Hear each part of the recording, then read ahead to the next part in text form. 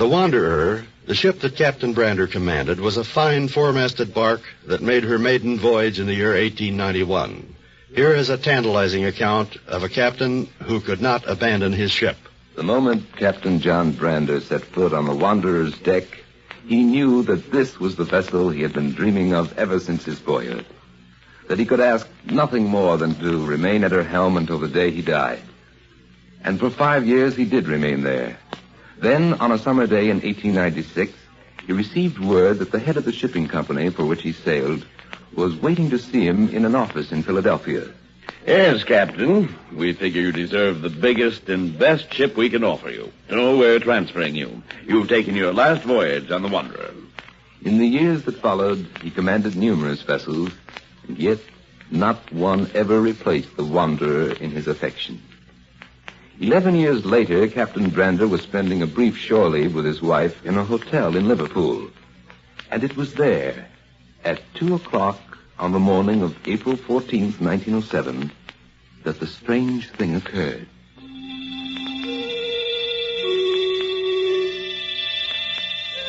As the captain slept, he dreamed. And in his dream, he found himself suddenly standing on a dock in a strange harbor. Darkness had fallen, but still he could see a ship at anchor, her lights throwing shimmering reflections on the black waters below. Good Lord! It's the Wanderer! What's he doing here? And then he saw another shape looming abruptly through the fog. It was the bow of a steamer, and it was moving swiftly, blindly toward the Wanderer's side. In another instant came the crash. Stood there helpless on the dock, watching the crew abandoning his beloved vessel, watching the flames devour her, watching her settle forever beneath the waves.